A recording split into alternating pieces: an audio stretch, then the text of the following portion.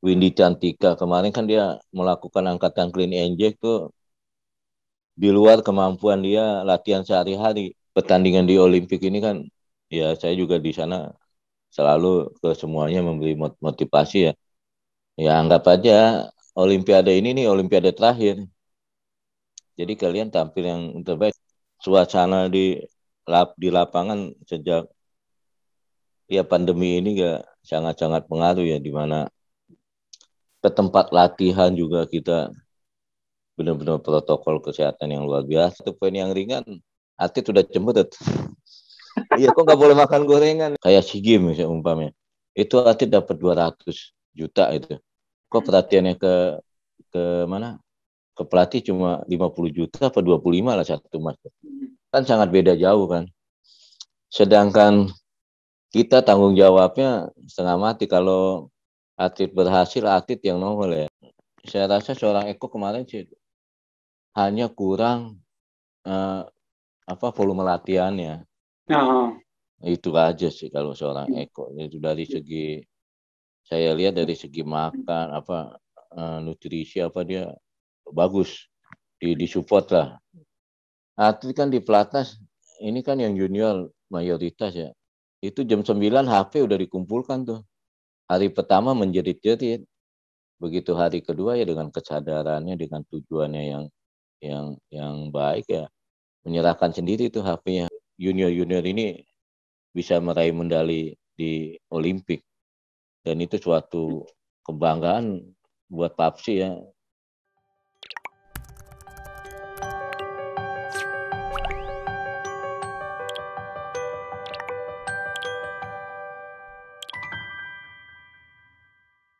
warta kota dan sahabat Tribun Network. Dan kali ini berjumpa lagi dengan saya, Arif Sanjani Simanjorang.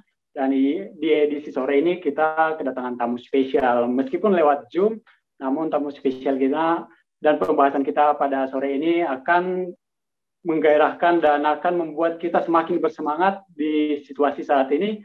Dan kita ketahui bersama bahwa di Olimpiade kemarin ada 2 cabang olahraga yang membawa medali dari Olimpiade Tokyo, yaitu bulu tangkis dan juga angkat besi. Dan sore ini kita akan membahas tentang angkat besi. Dan bersama kami telah hadir pelatih angkat besi Indonesia, Coach Birja Wiharja, dan kita akan membahas banyak bagaimana persiapan mereka ke Tokyo, apa aja keseruan di Tokyo, hingga berhasil membawa 1 medali perak dan 2 medali perunggu dari Tokyo. Dan kita akan langsung menyambut narasumber kita, Coach Birja. Selamat sore, Coach. Selamat sore. Ya. Coach, salam apa kabar, sehat ya? Semua ya. Sehat, baik semua ya. Coach, ini kan karantina, Coach ya. Nah, apa aja, Coach, kegiatan di karantina? Ya di karantina yang jelas ya itulah makan, tidur, kemudian ya bikin inilah program untuk ke depan. Untuk mungkin sebentar lagi kan ada PON, ada Asian Games. Coach, ngomong-ngomong nih, Coach. Kemarin kan sempat beredar ucapan bahwa ternyata dari pengurus PAPSI sendiri tidak memberikan target apapun di medali Tokyo. Ujung-ujungnya membawa 1 medali perak, 2 medali perunggu. Namun sebelum ke sana, Coach, persiapan angkat besi dulunya gimana, Coach? Ya, persiapan kita tim angkat besi ya sebenarnya sih yang tadi ditanya itu ada target atau tidak ya, kita sih di internal PAPSI ya selalu mencanangkan itu jangan sampai lepas nih tradisi menyumbangkan medali di Olimpiade itu. Soalnya dari tahun 2000 kan kita selalu menyumbangkan medali 2000, 2004, 8, 12 maupun 16, dan sekarang di Tokyo yang diundur di 2001 gak tetap target utama itu. Kemudian persiapan kita tentunya di pelatnas angkat besi kan selalu continue latihan. Jadi tidak pernah putus. Paling itu putus di akhir tahun, itu mungkin tanggal 24 sampai tanggal 3 Januari akhir tahun tuh dikasih libur seminggu sampai dengan 10 hari. Itu dengan catatan di daerah nanti latihan ya silaturahmi dengan kawan-kawan yang di daerah lah. Jadi kondisi tetap terjaga. Itu dilakukan secara kontinu sih di 2018 awal kita udah pelatnas di Queenie sejak dari SEA Games sih, selesai SEA Games Agustus 2017, terus pelatnas lagi sampai dengan Asian Games akhir November 2018 kita udah mulai kualifikasi untuk memperebutkan kuota, di mana kan kualifikasi itu seperti Rahmat, Windy maupun Nurul itu didapat ya. Kita udah memulai ikut kualifikasi dari 2018 akhir.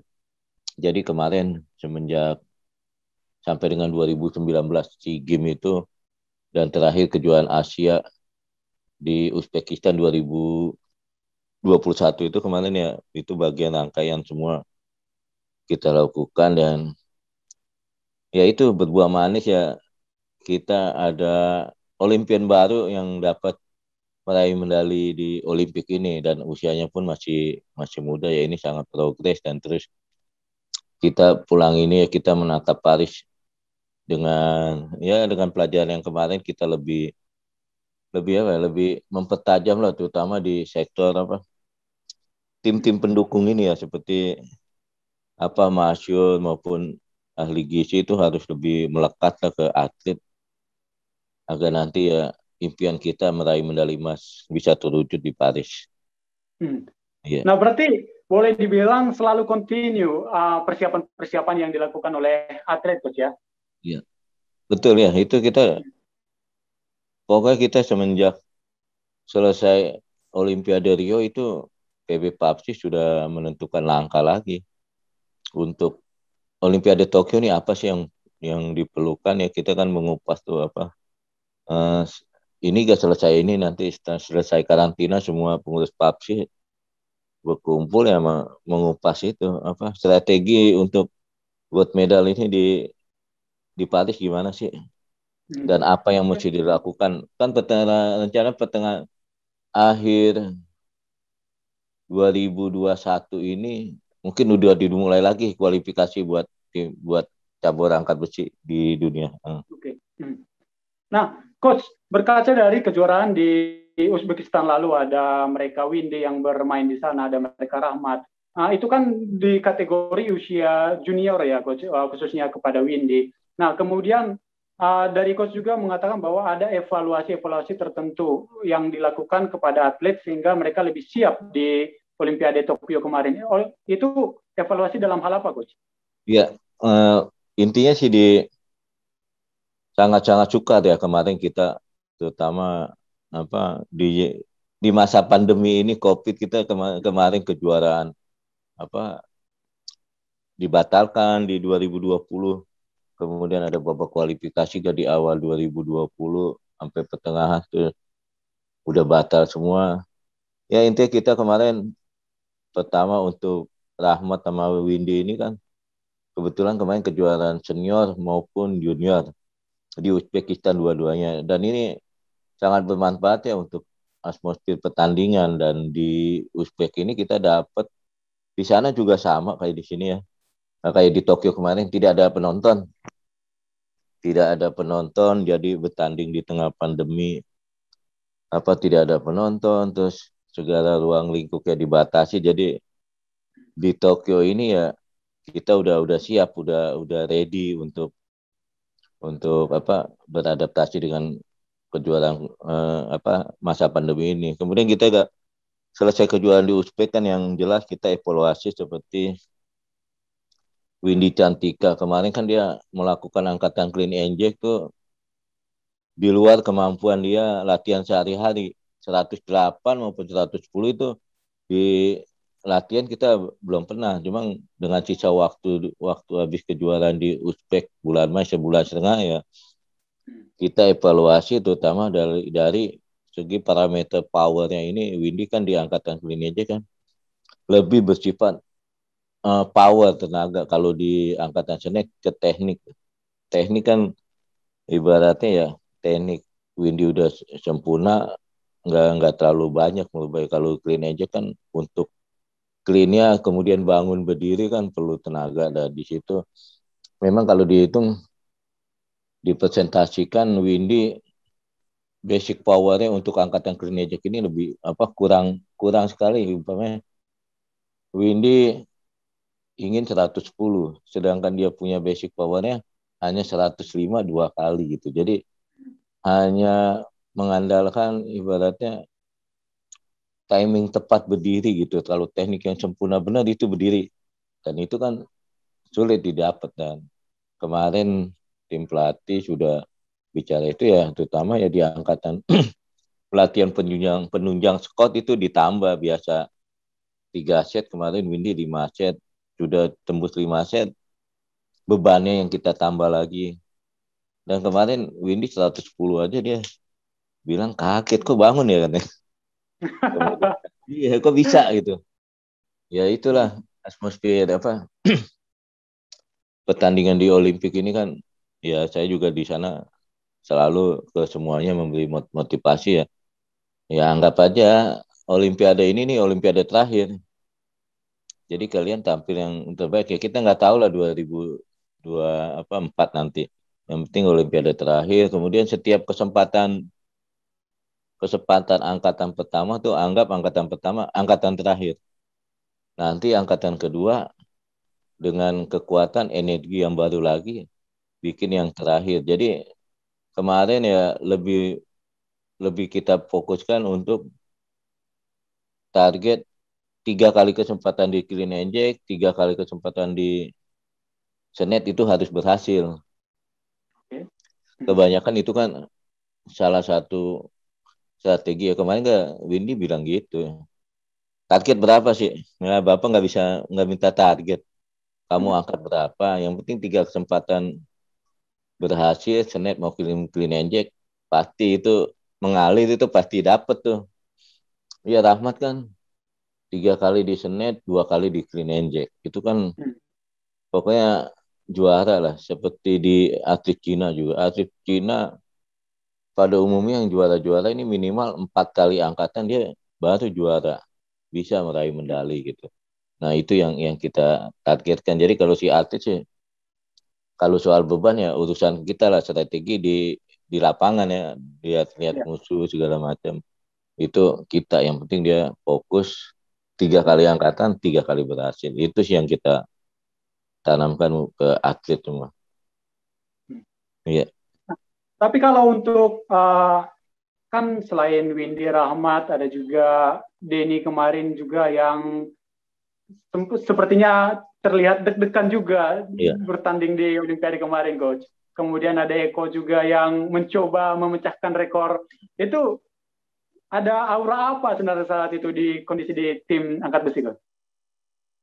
Ya itu sebenarnya sih biasa aja. Cuma ya suasana pandemi ini ya, kemarin kita kan di Federasi Internasional sendiri kan sedang disorot dengan dengan keberadaan cabang angkat besi ini harus bersih di Olimpiade Tokyo ini. Kalau tidak bersih ya nanti bisa-bisa di Paris angkat besi nggak ada, tidak dipertandingkan ya, salah satunya itu. Kedua juga dari segi itu ya akhirnya federasi itu memberi penampilan yang plus ya untuk entertainnya ya. Kayak kemarin kan di pertandingan tuh, satu nggak ada penonton, kedua dibuat itu panggung tuh hanya panggung panggung atlet aja yang disorot gitu. Jadi atlet tuh merasa sekelas Eko aja pertama kali datang kan perkenalan dengan pertandingan kan beda tuh. Begitu perkenalan atlet, semua ruangan dinyalakan lampu. Begitu bertanding, itu hanya di atas panggung aja disorot si atlet. Jadi sedikit banyak shock ya, nyari titik kan kita. Kalau semacam Eko kan banyak faktor ya, dia naik ke panggung tuh pertama kali perkenalan dia cari titik fokus, mungkin titik fokusnya ada lampu, itu dia center, dia lihat ke situ aja langsung angkatan berhasil. Nah kemarin Eko kehilangan itu tuh di angkatan pertama nyari-nyari ketemu sama-sama, baru kedua lebih matang lagi gitu. Itu sih, jadi suasana di lapangan sejak ya pandemi ini sangat-sangat pengaruh ya, di mana ke tempat latihan juga kita benar-benar protokol kesehatan yang luar biasa. Kemudian di atlet pilitnya juga, di atlet pilit kita setiap hari kita tes COVID ya, tes COVID dengan cara saliva itu air liur. Jadi semuanya benar-benar auranya sangat sangat bermanfaat sih buat kita. Iya, di Olimpik di masa pandemi begini kan.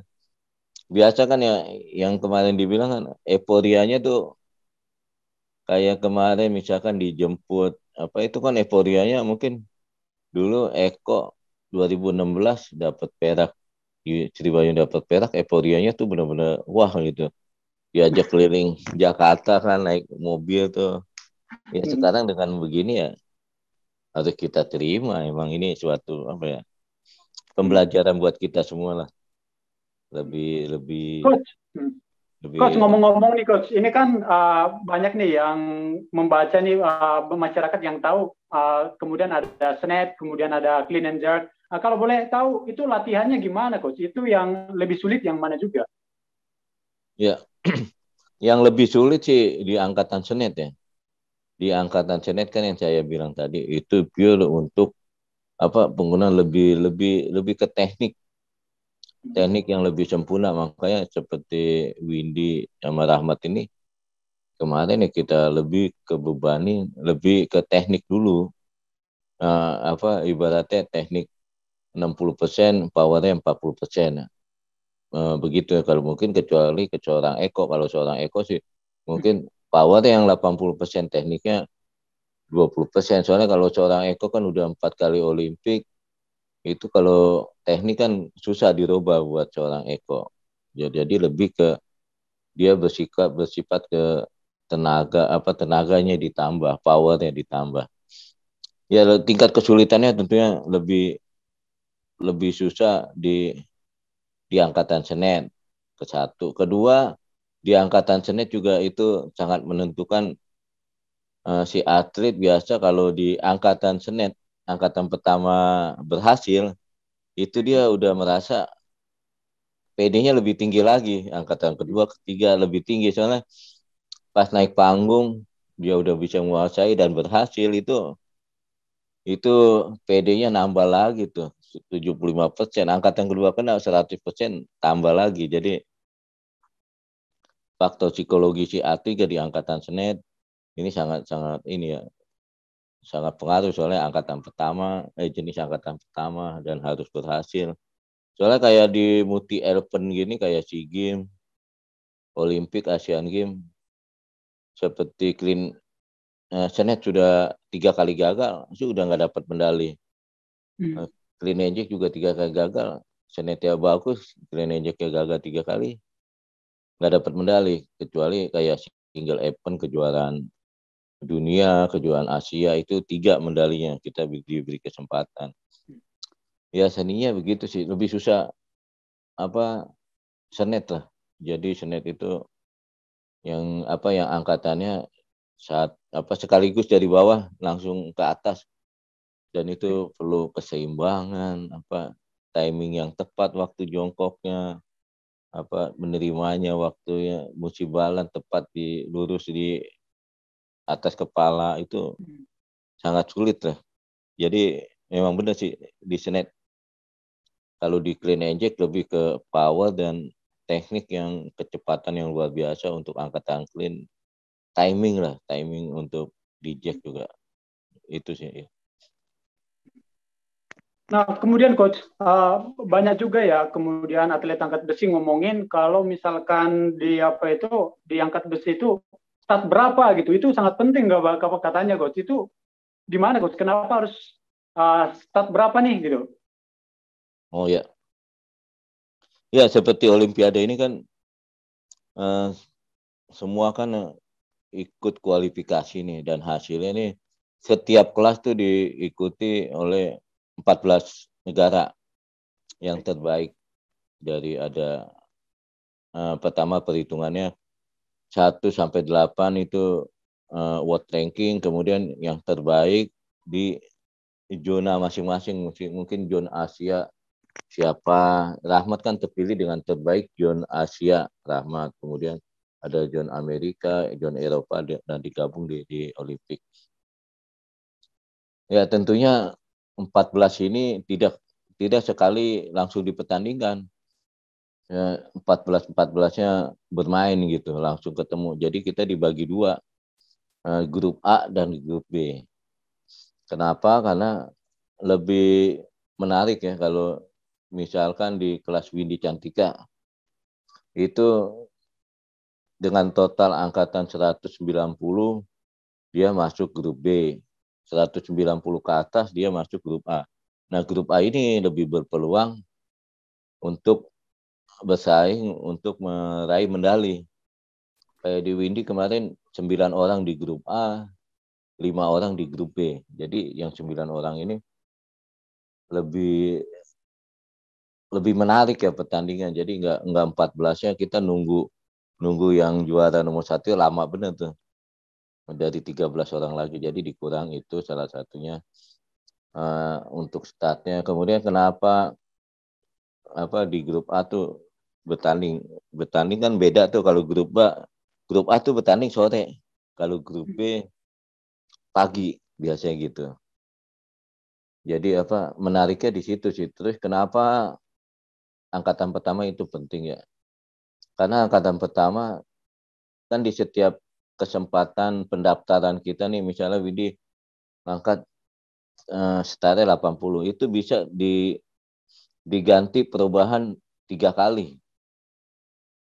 Setiap angkatan kita dikasih kesempatan mengganti jumlah angkatan tuh 3 kali. Misalnya Widi 80, si Amerika 81, bisa kita naikkan 92 atau 93.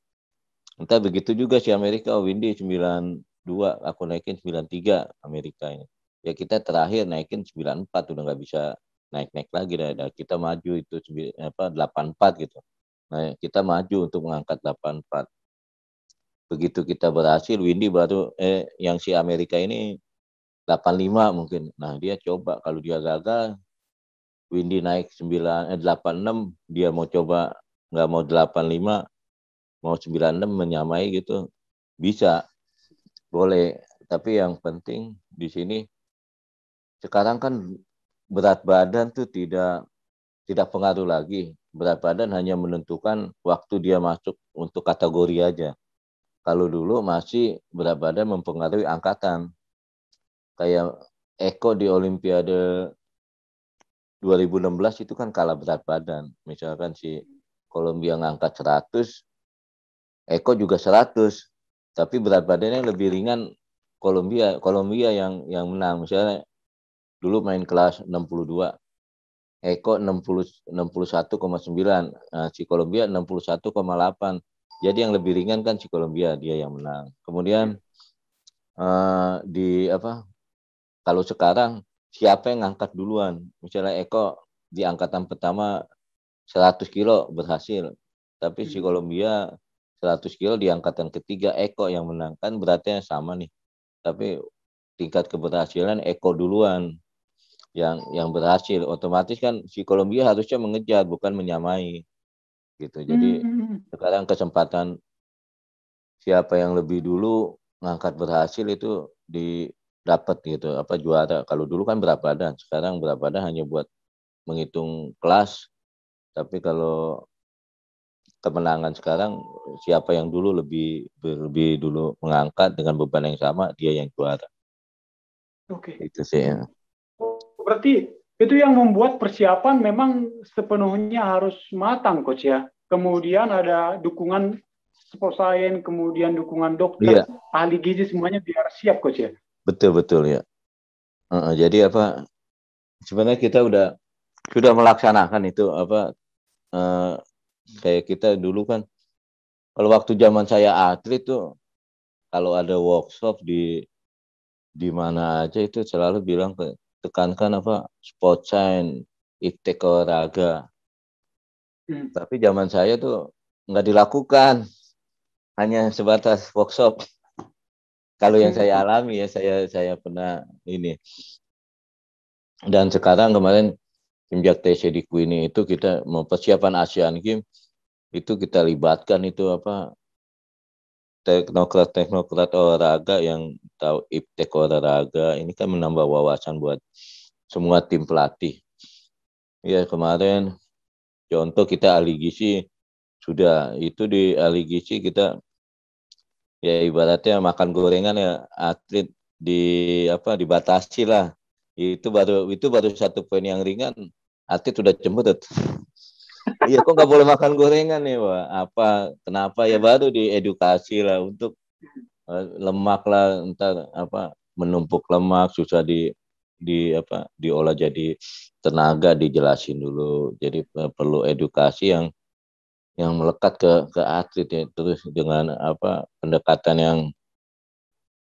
yang spesial lah jangan kita kayak apa seperti buat workshop aja ini ya kalau ada nangkep susah kan kalau pendekatan yang lebih individu mungkin di sela-sela latihan tim ahli gizi apa ikut latihan dibicarakan itu kemudian tiap 1 bulan sekali kita ada pengukuran massa otot sama massa lemak.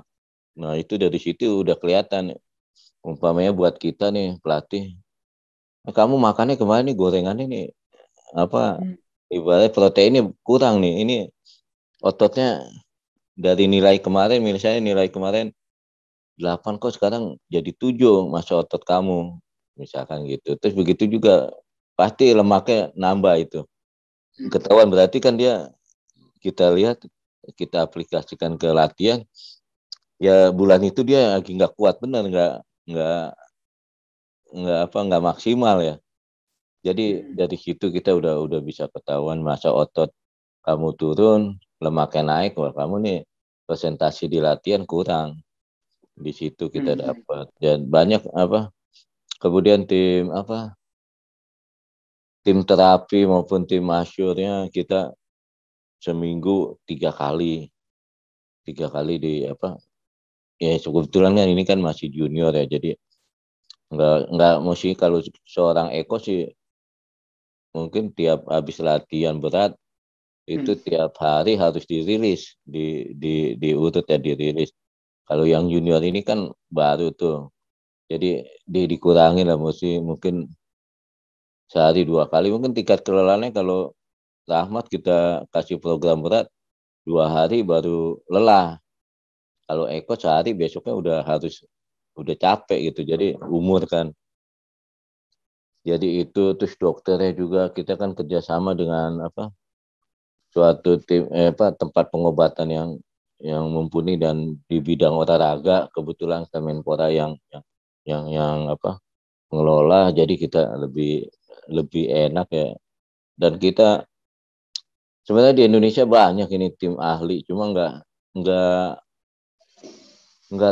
nggak apa ya nggak fokus ke cabangan satu kedua nggak terjun nggak terjun benar-benar ya saya rasa sih di apa 270 juta orang manusia ini penduduk kita ya 28 yang lolos Olimpik itu sedih saya harusnya bukannya bukannya 28 mungkin 50 100 orang itu harga mati tuh cuma ya ini teknokrat olahraga mesti ya selain itu juga harus diperhatikan ya semua kan kesejahteraan atlet apa pelatih tim pendukung juga ini perlu perlu diperhatikan terus diperhatikan lagi jangan jadi dia bisa kerja maksimal lah tidak ada apa fokus mungkin sebagai contoh eh, Filipin kan diangkat besi putri bisa meraih emas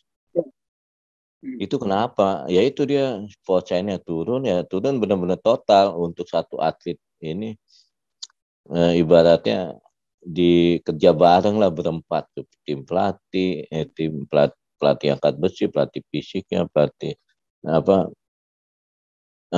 SC-nya kemudian psikologinya gizinya itu melekat ke 6 bulan terakhir itu untuk lebih maksimal apa performanya jadi ya teknokrat olahraga mesti lebih lebih apa ya, lebih ke dalam lah ke setiap cabur, dan pelatih juga harus menerima itu.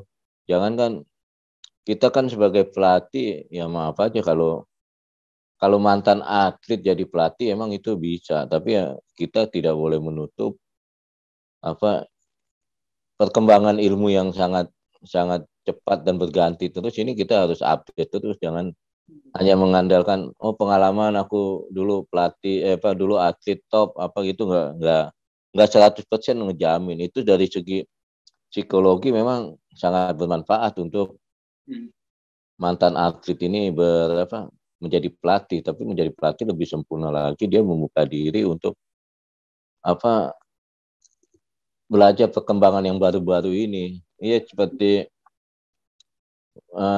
Windy Cantika kemarin kan dia pelatih tuh di kamar tidurnya sama seorang Sri Indriani, yaitu Olimpian tahun 2000 yang meraih medali perunggu. Ya setidaknya secara psikologi kan. Ini Indriani gak Windy diskusi. Bu, manggilnya kan ibu udah pelatih. Itu kalau ikut Olimpiade bagaimana auranya Bu? Ya, itu dia kan dapat dari situ. Jadi untuk psikologi segala pengalaman ya tim pokoknya psikologi ini sangat bermanfaat. Mantan atlet kan yang merasakan kan. Si Indriani dulu dia cerita lah, ibu dulu ikut Olimpiade sama kayak yang kamu alami sekarang gitu. Terus ibu lebih parah lagi, umpamanya dulu 2 minggu mau bertanding ibu cedera, ini nggak bisa ngangkat berhubung ini Olimpiade dipaksakan. Jadi aura-aura itu sangat positif kan, pengalaman itu ya itu bermanfaat ya. Di sisi lain ya pelatih kita ya harus lebih update terus untuk perkembangan ilmu keolahragaan yang luar biasa ini. Dulu kita zaman saya mana mana tahu itu rendam air panas rendam es gitu, itu nggak ada tuh. Tahun di masa saja ibaratnya dulu mungkin apa yang apa namanya pijit pijit tiup-tiup lah. Pijit saya besok kuat nih sembuh. Kalau sekarang kan di UNJ, di UPI, di UNES semua kan udah ada tuh ilmu keolahragaan. Oh ini otot yang ini yang lebih pegal nih, ayo kita cari solusi ini. Nah itu harus kita lebih pelajarin itu. Pelatih kan harus dibekelin itu kan. Jadi pelatih itu sebenarnya semua serba merangkap kadang-kadang mas. Psikologi apa ya, training program, pelatih fisik. Cuma sekarang kan dengan adanya tim pendukung kan sedikit banyak tuh udah membantu kita. Jadi kita khusus urusannya tuh, ini Windy mau senet 90 gimana? Oke. Nah, 90 kilo otot ini penunjangnya yang ini masih kurang. Misalnya otot belakang masih kurang nih hamstringnya. Ya kita bicara pelatih fisik nih, hamstringnya saya mau kuat dong. Kemarin dia penunjangnya pullnya cuma 100. Saya mau 105. Otot kecil ininya bagian hamstringnya dikuatin. Ini sangat menunjang untuk senet misalnya. Ya, tinggal bicara itu. Kalau dulu kan kita taunya suatu angkatan mau kuat ya latihan itu aja. Iya, iya. Nah, sekarang kan lebih berkembang ya. Akhirnya kita mau latihan squat bukan squat aja dilatih. Atau penunjang squat ini apa kita lebih perkuat. Nah, itu sangat masukan buat pelatih-pelatih yang sekarang ini ya. Puji Tuhan ya kemarin pelatih ibaratnya sudah terbuka lah, nggak mengandalkan pengalaman aja. Pengalaman boleh tapi di hal-hal yang tertentu yang kayak tadi itu psikologi olahraga ke si atlet itu bagus. Itu sih mas. Selain kemudian ya semua pengurus ya di PUBG kita kerja sih. Jadi setiap segala sesuatu keputusan kita kemarin mau berangkat apa itu selalu kita rapatkan yang terbaik. Jadi semua ini terlibat ya, salah satu emang karena teamworknya bagus lah. Coach, sedikit menyinggung dari yang barusan kita bicarakan bahwa atlet juga tim pelatih juga ibaratnya berjuang, bahkan atlet kan dari tim pelatih kan tadi bagaimana apabila tadi senetnya 100 bagaimana lebih naik lagi gitu kan. Nah, ngomong-ngomong nih coach, ini kan perhatian dari pemerintah nih yang kita tahu nih ya, kita ngomong sedikit, itu kan untuk atlet yang berprestasi coach. Padahal kita tahu atlet-atlet yang berjuang di sana ya semuanya sudah berjuang semaksimal mungkin. Nah, Iya. namun masih ada yang lebih baik ternyata dan hanya beberapa yang meraih medali. Nah, untuk perhatian dari pemerintah sebagai pelatih, bagaimana sih coach memandang hal-hal yang seperti ini coach? Ya saya rasa ya itu tadi. Ya kita memandang bukan kita apa. Ya salah satunya mungkin itu apa kendala ya. Jadi Iya. kayak di negara-negara maju tuh pernah di Cina, pelatih Cina gak pernah ke sini melatih, dia bilang ya kayak SEA Games misalnya umpamanya. Itu atlet dapat 200 juta itu. Kok perhatiannya ke mana? Ke pelatih cuma 50 juta apa 25 lah satu mas. Kan sangat beda jauh kan. Sedangkan kita tanggung jawabnya setengah mati kalau atlet berhasil, atlet yang nongol ya. Pelatih wawancara aja enggak diajak tuh. Apalagi dapat bonus. Iya itu. Iya terus apa kalau pelatih gagal, atletnya gagal, pelatihnya tuh yang dicari-cari terus sama pengurus itu. Yang kedua, kalau atlet gagal mungkin pulang ke rumah, kalau masih remaja kayak Windy, udah nak besok latihan lagi, Oke. yang baik, kayak ini semangat lagi. Kalau pelatih-pelatih ini pulang ke rumah ditagih tuh sama istri, Pak belum bayar mobil nih, belum bayar rumah nih. Iya, iya. Jadi apa? Itu pernah sih kita tim apa pelatih-pelatih ya kalau SEA Games tuh kan suka kumpul tuh saya sama pelatih poli, pelatih ini pernah bilang begitu. Apa gimana nih pelatihan kita ke pelatih? Oke. Ya, jadi ya sebenarnya di salah satu ya mungkin kendala ya mungkin yang saya lihat sih kayak bulu tangkis ya. Bulu tangkis kan hampir semua pelatih terbaik kita sekarang ada di luar. Di luar benar. Iya, mungkin kenapa ya? Mungkin dari segi perhatian itu apa kurang kurang ada, cuma masih kurang lah perhatiannya. Ya kalau ngandelin bulanan aja ya seorang pelatih ya gimana ya akhirnya pelatih selain ngandelin bulanan ya ntar ada yang berbisnis lah, ada yang apa cari yang lain itu kan kurang baik. Kalau mungkin kalau dikasih perhatian mungkin selerinya lebih baik itu dia lebih fokus untuk apa nggak usah gue cari-cari samping lagi, mungkin dia lebih lebih fokus menganalisa si atlet nih lebih detail. Dan kita tuh nggak kalah kok sama sama pelatih-pelatih kita, kalau mau jujur ya nggak kalah sama bule-bule, kita dibohongin bule-bule aja kalau penataran sini menang data. Dan kita dengan begini aja kita udah bisa, cuma data emang kita kurang ya. Kita sempurnakan itu datanya. Misalnya seorang Windy sekarang rekam jejaknya ini kita kumpulin, nanti ketemu seorang Windy itu ada ada seperti Windy ya programnya udah ada ya seperti inilah gitu. Iya jelas sih mas. Apalagi tadi selalu upgrade gitu coach ya. Kenapa? Apalagi tadi selalu upgrade pengetahuan kemudian Iya, semuanya yang berkaitan dengan iya, perkembangan saat ini coach ya. iya itu kan si atlet aja sudah bisa ya apa eh, kalau kayak kita kan sekarang kan pengembangan suatu aplikasi kan itu ada yang berbayar dan kita mau ya mesti berbayar ini ibu baratnya mungkin pelatih nggak perhatiin masa beli ini aja aplikasi ini latihan apa pengembangan otot gitu kan ada tuh jenis latihannya yang berbayar segala macam. Ini aja bayar sendiri. Mungkin ada yang begitu. Ya saya rasa ya yang jelas perhatian ke pelatih juga harus lebih diperbaiki lah. Sekarang udah ada apa puji Tuhan ada, cuma lebih ditingkatkan agar ya mungkin di olahraga yang lebih lebih populer ini jangan sampai apa kita punya bahan pelatih yang bagus sih jangan sampai ke luar negeri. Kenapa sih dia ngelatih ke luar negeri kan masih tanda tanya tuh. Nah, tapi yang saya pikir sih mungkin ya itu tadi apa tunjangan buat ke depan profesional dia tuh nggak dihargai ya. Ya maunya lebih ditingkatkan ya, setidaknya ya sama lah seperti atlet. Jangan apa, kemarin aja kan yang wawancara sama ketumnya bilang, atlet kamu udah disediakan rumah apa di apa Pantai Indah Tabungan Peak ya, di Persib Peak Indonesia 1, satu. Peak 2 ya, satu-satu. Engnya nyeletuk, pelatih apaan nih Pak? Akhirnya dikasih juga. Itu pun dengan sama orang lain ya. Ya bukan ini sih Mas.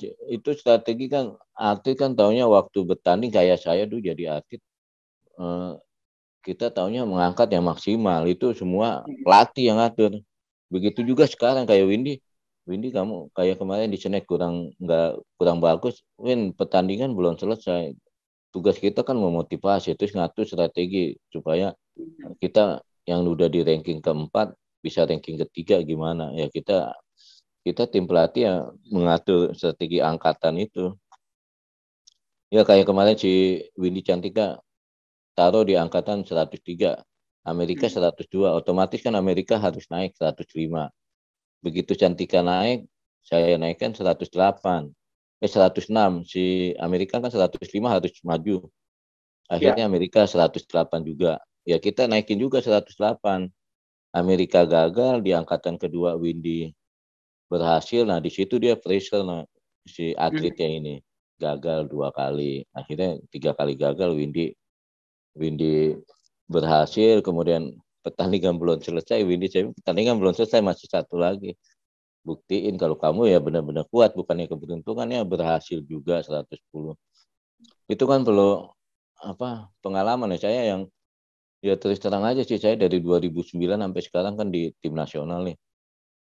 Yang ya pengalaman ya udah cukup lah. Ya salah satu yang benar Mas bilang tadi, memang perhatian untuk ke pelatih nih sangat-sangat jauh dengan perhatiannya ke atlet. Memang pelatih yang berjuang, atlet yang berjuang di medan di depannya, tapi di belakang layar tuh kita menyusun program gimana Windy mesti 90 misalnya 110, itu penuh dengan apa, buka-buka kamus melulu tuh sampai Ya. gak tidur mungkin ya tim pelatih ya. Ya jadi perlu juga lah, jangan jangan atlet aja apa, agar ya nggak di semua ini ya. Jadi di semua cabur itu si pelatih lebih profesional dan lebih detail nanti menyiapkan. Kalau ya ini pengalaman aja Mas ya. Pernah saya manggil pelatih Cina tuh. Dia kebetulan orang Serang, lahir di Serang, besar di Sukabumi. Dia di Cina itu kepala apa, bapaknya olahraga angkat besi. Ya kita korek lah, kita panggil ke sini. Semenjak dia datang itu 10 kelas, 10 rekor nasional dipecahkan ya. Terus 2012 dia melatih di Cina. Kemudian kita datanglah ke dia latihan mau Olimpiade London. Kita ikut dia. Kita bayar tuh Mas. Pertama dulu misalkan ya, Pak ini kok saya manggilnya Om, udah deket sih. Dulu jadi atlet, kemudian jadi pelatih, saya ikut dia terus saya tanya, Pak itu gimana? Kok sekarang programnya lebih lebih simpel katanya. Iya dia, dulu lu ngasih gue 10 katanya. Gue kasih program SMP aja lu pada rekor dunia, katanya rekor juara SEA Games, rekor nasional. Itu baru lu kasih 10. Sekarang lu ngasih gue 30. Nih gue kasih ilmu kuliah. Dia bilang gitu. Ya sama juga ya, supaya kita lebih profesional ya, lebih oke ya, kasih itu pelatih dalam hal ini ya, kasih pelatih seleri yang mana jangan kita kan prinsip di pelatnas nih, apa kita prinsip tuh memanusiakan atlet. Jadi apa, dia lebih lebih enjoy ya. Cuma belum memanusiakannya pelatih nih. Iya, kayak itu aja loh. Benar Mas, itu si pelatih Cina itu begitu bilang. Kamu gua ngasih 10, gua kasih ilmu SMP, ilmu kuliah. Ibaratnya dulu 2 minggu latihan berat, seminggu ringan. Kemarin mau Olimpiade dirubah sama dia. Seminggu ringan, seminggu berat. Hasilnya lebih cepat. Nah itu ilmu-ilmu itu dia, jadi kan dia lebih profesional, lebih menghargai suatu perkembangan, suatu ilmu yang bermanfaat. Mungkin di kita nih banyak kan mantan atlet terus ikut workshop pelatih segala macam, ada itu kelebihannya, itu mesti dikasih reward yang manusiawi, yang wajar. Itu pasti dia buka tuh gue. Mungkin waktu rapat-rapat di KONI Menpora atletik gue ditargetin 7 misalnya 10 Pak. Nih dengan seleri sekian saya kasih 10 Bapak medali. Cukupi fasilitasnya ini A, B, C, D, cukupin kebutuhan pelatih atlet, pelatih juga. Bapak mau 10, oke. Kita tanda tangan 10. Saya gagal, saya resign. Udah itu aja kalau saya sih. Iya kemarin saya juga begitu aja. Kejuaraan Asian Games 2008 kan, 2018. Saya kan merangkap tuh jadi manajer sama pelatih. Di luar sih saya berhasil, emang target kan kita 1 emas. Tapi pribadi saya ke PB merasa gagal, aku maunya 2. Saya mundur aja Pak. Nggak dikasih mundur. Terus sampai London tanggung ini. Iya kan sebenarnya ya maaf aja sih. Kita juga di kepelatihan kan perhatikan gini maksudnya. Pelatih jangan gonta-ganti terus. Apalagi kita perorangan kan lebih individu ya, lebih ngerti gitu kalau perorangan nih. Kayak kita kan olahraga perorangan terus terukur, bisa diukur bener ya. Ya jangan gonta-ganti maunya. Ya mungkin di semua cabang nggak gitu ya. Kayak sepak bola Barcelona, MU lah. Ferguson dulu berapa tahun tuh nggak ganti-ganti. Piala naik terus tuh. Begitu ganti sekarang entah juara, 2 tahun nggak juara. Nah sama juga kalau saya sih nilai sama juga mungkin di perorangan kayak gitu. Kayak Ginting kemarin kan pelatihnya ini ya terus nih sampai Paris dia ya cuma mesti ada perbaikan ini pelatih kita kumpul kasih saran, sumbang saran gimana ke depan. Jadi sebenarnya sih bukan seorang Ditya aja yang hebat, di belakang saya nih ada orang-orang hebat.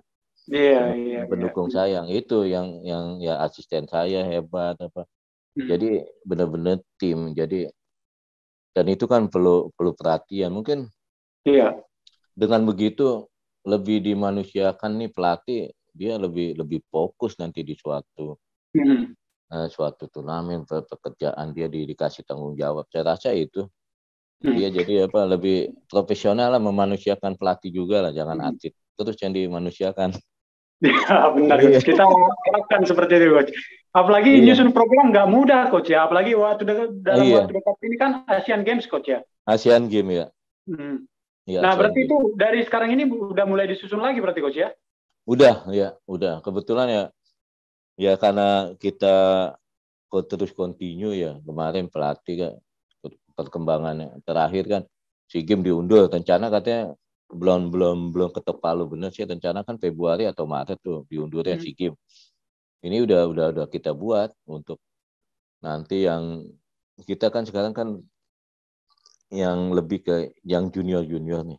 Yang junior kemarin kita juara dunia junior di bulan Mei itu ada Rizky Juniansyah, itu satu kelas sama Rahmat. Kemudian pelapisnya lagi Eko ada Empatir. Kemudian pelapisnya Denny ada Muhammad Yasin. Ya ini ya berkat berkesinambungan itu. Kemudian kita juga cari-cari yang junior baru ini. The next mungkin tahun depan kita ada masukan pelatnas lagi dengan muka-muka baru lagi. Itu kita cari kan dari kejuaraan remaja junior yang sekarang kemarin sejak 2020 vakum ya mungkin mau nanti online. Kemudian kita di PUBG kita ada sentra latihan 8 sentra latihan ya ditunjuk di seluruh Indonesia nih, sementara ada 8 sentra latihan. Kemudian kita pantau juga SKO kan di Jakarta di Ragunan. kemudian di SKO di mana di Jambi ada kurang lebih 15 SKO angkat besi ya. Dari situ nanti kita adakan kejuaraan, kita saring lagi atlet-atlet potensi untuk. Coach, ini yang banyak yang ngomong kemarin kan apabila memang Eko kemarin mendapat medali emas, seharusnya dia pensiun ya, kabarnya. Nah, kemudian ini kan target dia kalau yang paling ibaratnya paling membanggakan bagi atlet itu kan Asian Games dan juga Olimpiade. Dan diomongin bahwa Olimpiade Paris nanti apabila masih sehat dan sanggup bertanding. Nah, itu kan buat angkat besi Indonesia kan jaga-jaga nih. Apakah memang Rahmat dan Denny yang akan menggantikan Eko diproyeksikan atau bagaimana, Coach? Iya, yang jelas sih kita tetap di kelas Eko kita udah ada Muhammad Fatir namanya. Kemudian ada juga pokoknya kita udah menyiapkan lah pelapis-pelapis yang senior ini. Yang jelas ya kalau Eko pun mau turun di mana di Olimpiade Paris itu perlu perjuangan yang luar biasa ya. Yang tadi salah satunya ya itu dia harus lebih ke personal seorang Eko. Jadi latihannya tuh dipantau ya saya mungkin pelatih senior tuh sama tim supportingnya melekat. Itu baru saya rasa bisa impian emas di terakhir. Soalnya kalau di angkat besi kemarin yang juara Olimpiade itu umum kayak dari Cina tuh udah 36, 35 usianya. Iya, jadi nggak nutup. Cuma dia meraih ke sana tuh maintainnya luar biasa. Jadi kesadaran untuk diri sendiri berlatih maupun kehidupan sehari-hari itu mesti luar biasa. Mesti ibaratnya ya benar-benar dijalanin nggak kayak kita nih tim yang junior ini. Nggak boleh makan gorengan. Nah kalau yang senior tuh udah terpatri sendiri, profesionalnya mesti keluar, mesti dia bangun diri sendiri gitu, nggak kita goprak-goprak ibaratnya suruh-suruh terus, ya itu sangat berat sih dengan iklim Indonesia yang begini ya. Tapi saya rasa bisa kalau dia mau dan ikut aturan yang ada di pelatnas gitu. Ya maaf aja sih Mas, kemarin kan persiapan Olimpiade dia cuma 3 bulan, itu pun di luar pelatnas loh. Di luar pelatnas. Mungkin kalau dia di pelatnas terus, saya rasa seorang Eko kemarin sih hanya kurang volume latihannya. Itu aja sih kalau seorang Eko. Itu dari segi saya lihat dari segi makan nutrisi dia bagus di support lah. Hanya frekuensi latihannya aja. Biarpun gimana ya dengan continue yang kita dari Januari sama yang cuma 3 bulan ya beda lah hasilnya. Di situ aja sih. Iya. Coach, ini juga menjadi perhatian publik kemarin, Coach, yang di kelas 87 kalau tidak salah, Nurul ya. Iya. Nah, itu kan kelasnya udah kelas, kalau ditinju kan biasanya itu kelas berat tuh, Coach, dengan betul. kg. Nah, itu ada teknik tersendiri atau strategi tersendiri untuk kelas-kelas Nurul seperti itu, Coach? Iya, yang jelas sih kemarin kita udah bisa membuktikan ya tim pelatih nih yang kemarin di Olimpiade sebelumnya kita belum pernah tuh lolos kelas berat. Dan ini kita bisa. Ini dia lolos. Nurul Rahmat lolos tuh dengan ranking nomor 6. Ranking 6 dunia dia lolos tuh dengan ikut kualifikasi ya. Jadi dia bukan terbaik Asia, bukan undangan, dia tuh terbaik ranking ke-6 dunia. Kan yang diambil kan 8 besar. Nah, Nurul Akmal ini ranking ke-6. Ya itu ya satu sejarah buat PAPSI ya, kita bisa meloloskan kelas berat baru pertama kali, kemudian hasilnya kemarin dia nomor 5, luar biasa. Yang jelas sih kita nangani Nurul Rahmat ini kan mesti lebih maksimal lagi, kayak kemarin kan lihat mungkin kelas badan yang lebih besar-besar itu mungkin kecepatan kelincahannya nggak berubah ya seperti kelas kecil. Nah itu kita pertajam di situnya kali untuk ke depan kita bisa bicara medali lah untuk kelas berat di Olimpiade. Dan Nurul ini ya salah satu cikal bakal. Nurul ya bilang ya udah Pak, 3 tahun lagi sih sanggup saya sampai Olimpiade Paris. Dia bilang iyalah, sayang soalnya dia dikit lagi loh. Ibaratnya kita terukur ya, itu untuk dapat medali di kelas dia harus 125, 165. Dan potensi ke situ dia sudah kita ukur, kita perhatiin, itu sangat besar. Ibaratnya kalau saya sih yakin 90% dia bisa di Paris itu 125, 165. Sekarang kan 115, 150 lah kalau di latihan itu bisa. Dan potensi itu untuk kelas berat sangat Terbuka. sangat lebih progres ya daripada kelas ringan. Kelas ringan kenapa? Kalau kelas ringan kan nanti kayak Windy kita latihan dia beratnya 50 setengah. Nanti kan turun overweight. Kalau kelas berat ini kan nggak ada overweight. Benar juga ya. Nggak ada overweight, jadi kemungkinan tenaga itu kita gali, kita tambah terus dia lebih progresnya lebih cepat yang kelas berat ini. Iya, Itu iya. saya rasa bagus sih. Itu sejarah tuh. Dulu pertama kali ikut kelas berat Indonesia di angkat besi, kemudian ranking kelima. Kan yang dikasih ibaratnya diploma untuk Olimpiade ini kan ranking 1 sampai 5. Ranking 6 seterusnya kan nggak dapet. Dan dia sangat senang kemarin dikasih, saya kan ngambil di NOC piala itu piagamnya. Pak ini dapat apa? Ini kamu lihat tuh, kamu ada tulisannya apa? Kamu ranking kelima. Hanya ranking kelima doang yang dapat itu. 1, 2, 3 kan otomatis 4, 5. Yang keenam enggak ya. Dan dia bangga, itu yang memicu dia lebih semangat lagi. Lebih semangat ya. Kemarin nggak dia kelebihannya dia udah 32 tahun katanya.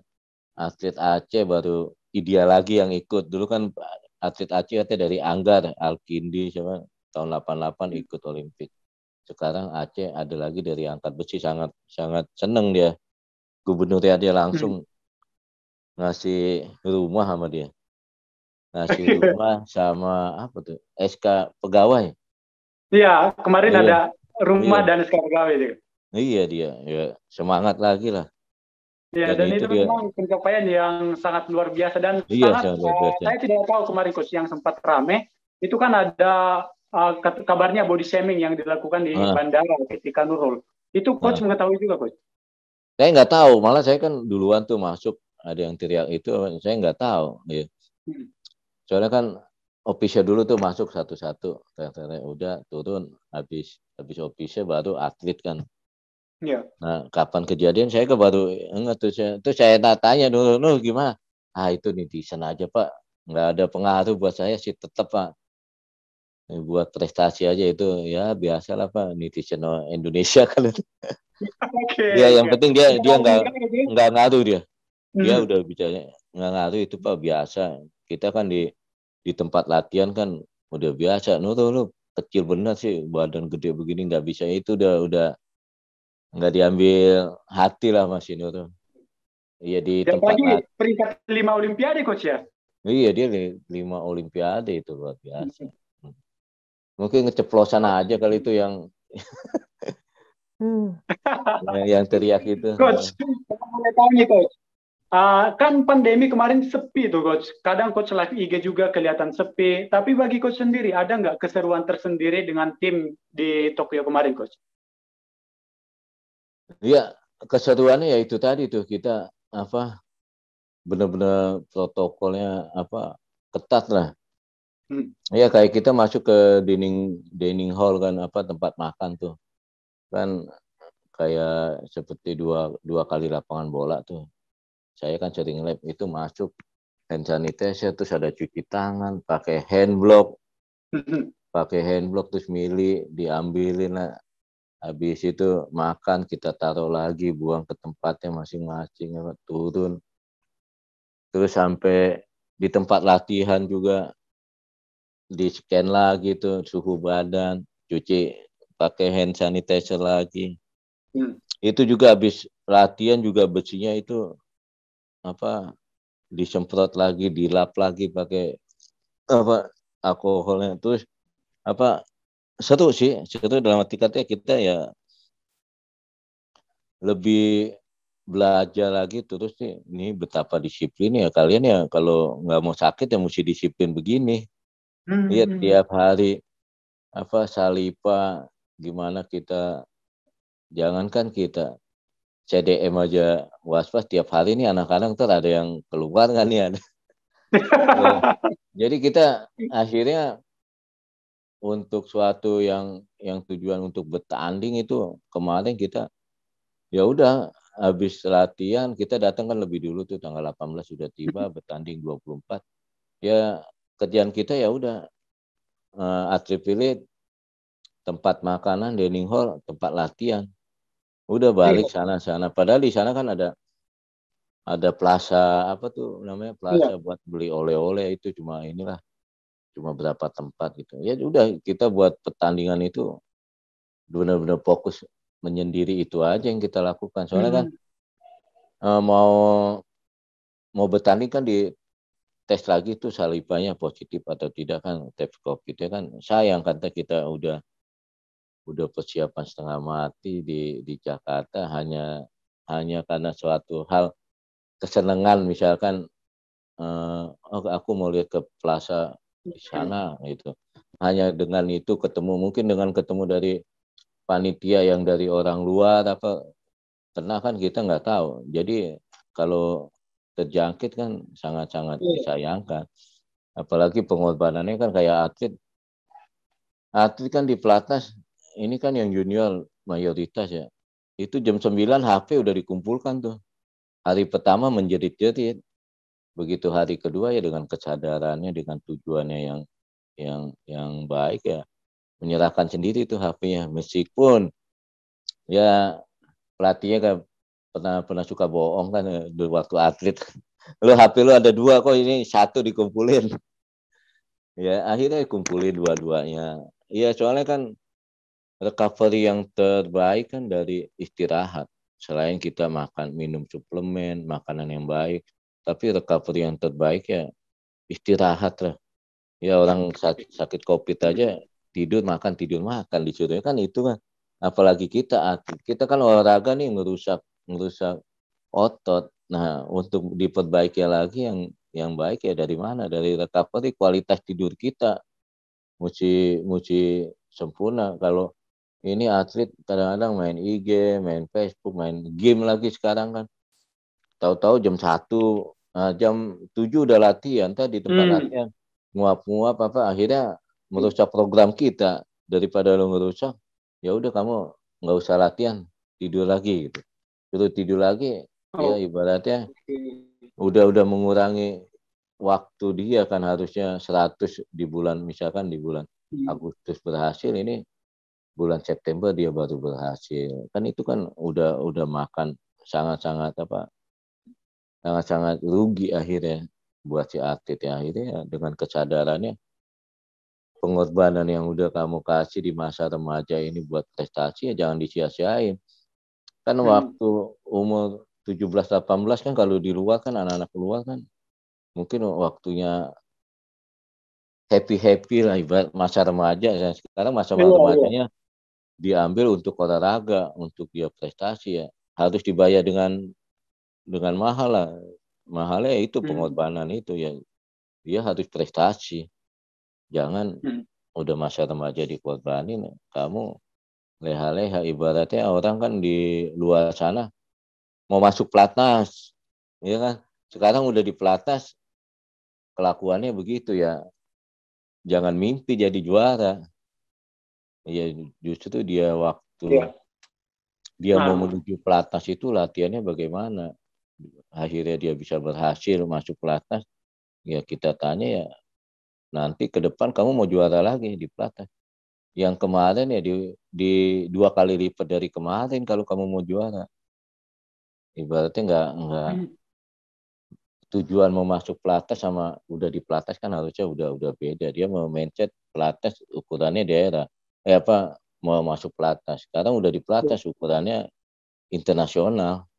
Nah, iya, Itu iya. sih, iya. Hmm.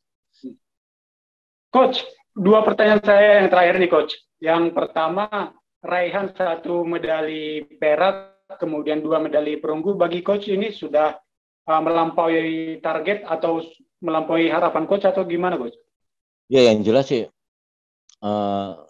ini pencapaian ini luar biasa ya. Luar biasanya, kalau menurut saya ya pertama, Eko memecahkan bikin story dengan 4 Olimpik, 4 kali medali. Ya, di luar kekecewaan tidak bisa meraih emas ya. Yang kedua ya, kita dapat 2 perunggu ini, 1 medali pertama, kedua atletnya kita masih mumpuni, masih muda gitu. Jadi ini tugas semua pengurus PAPSI untuk mewujudkan ya gold medal di Paris. Ya, dengan cikal bakal yang muda ini kan kita udah ibaratnya udah start ya 70% untuk meraih medali emas ya, ya sekarang ini. Soalnya ini kan kita buat kan dengan apa, pembinaan yang luar biasa dari bulan 2017 kita udah pelatnas, dan ini hasilnya ya kita bersyukur lah akhirnya yang junior ini bisa meraih medali di Olimpik, dan itu suatu kebanggaan buat PAPSI ya, pelapis kita ada bisa apa meraih medali lah, itu suatu pencapaian yang luar biasa kalau saya, dan tugas ke depan tantangan lebih besar lagi harus kita lewatin, dan saya mau mewujudkannya itu.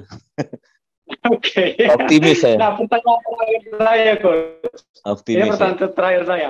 Habis ini kan habis karantina, rencana apa nih, Coach? Apakah langsung memang kembali ke keluarga, ngambil waktu sebentar, atau memang justru kembali ke keluarga, langsung mikirin Asian Games nih, persiapan Iya, nih, program nih, gitu. Gimana, Coach? iya, yang jelas sih itu. Ya sekarang ya mungkin besok kan hari Rabu ya, hari Seninnya kita langsung tuh ibaratnya di rumah, tapi ya sekarang nggak, dari sekarang nih udah nyusun ini program. Jadi di PAPSI dengan kepemimpinannya Pak Joko Pramono kan udah pakarnya tuh di olahraga, orang juga udah kenal kan gimana beliau. Jadi ya kita susun lah nanti untuk apa program nih, kita rapat. Nah mungkin ada dua hari nanti pengurus itu kumpul semua untuk menentukan apa planning di Olimpik 2024 ini apa aja. Seorang Windy harus bagaimana, seorang Rahman yang kita tinggal kemarin ada Rizky apa, terus kebutuhan suplemennya berapa setahun apa, itu udah kita cicil lah dari sekarang, kita hitung untuk nanti apa ke depan lebih baik kan. Kemarin kan saya di Tokyo sudah wawancara dengan apa Pak Erick Thohir BUMN. Ya mudah-mudahan terrealisasi, nanti setiap cabang yang olahraga unggulan ada bapak angkat dari BUMN lah. Ya seperti apa dulu kan pernah tuh waktu mau SEA Games apa Asian Games lah ada lah. Itu bapak angkat besi kan dulu PT KAI, yang sekarang Kia kan, kereta api Indonesia kan. Dulu bapak angkat kita PT KAI, jadi dia mensupport kita, menunjang untuk pelapis-pelapis yang junior, kemudian apa dana tryout dan apa itu dibantu oleh PT KAI. Tahun ke depan katanya rencana untuk pembinaan yang ke Paris ini ya setiap cabur yang potensi ya dibantu oleh BUMN. Mudah-mudahan terlaksana lah. Amin, Coach. Berarti tidak mudah jadi pelatih, Coach. Saya kira ada waktu untuk rekreasi bareng keluarga atau apa. Kan mau bapak atlet juara ini. Tidak ada sama Iya, sekali. waduh, nggak ada Mas. Makanya istri teriak tuh, udah libur aja dulu. Iya, saya sih mau libur. Pimpinan Pak Rosan ini maunya apalagi Pak Rosan kan bentar lagi kan September dia langsung berangkat tuh dubes Amerika, dan dia punya planning juga untuk angkat besi ya, biarpun dia dubes tetap dia pengurus ketua, malah udah difasilitasi mau training camp ke Amerika, kita contek teknologinya, pengukurannya mungkin lebih apa, intinya ya respect lah seorang Pak Rosan kemarin. Sebelumnya juga kita kenapa continue bisa ya karena dukungan beliau lah. Iya kan, dana belum keluar dia support ke atlet-atlet, apa yang dibutuhkan dipenuhi lah. Ya itu ketua umum ya yang baik ya harus begitu ya. Ibaratnya ya kerja keras ya, nggak mengkhianati hasil lah nanti. Hasilnya pasti. Iya. Kalau kita mau yang baik tapi nggak kerja keras ya nggak dapet lah. Yang jelas sih itulah kita ke depan ya. Coach, makasih banyak nih Coach sudah mau berbagi. Sangat lama sekali kita bincang-bincang ini Coach, dan di lain kesempatan kita akan bertemu lagi. Ya kami semoga angkat besi Indonesia semakin jaya Coach, juga dan atlet seluruhnya semakin diberikan kemudahan dan rezeki serta sehat selalu Coach. Oke, siap ya. Ya Coach, makasih banyak ya Coach. Oke, terima kasih. Ya sama lagi. Ya.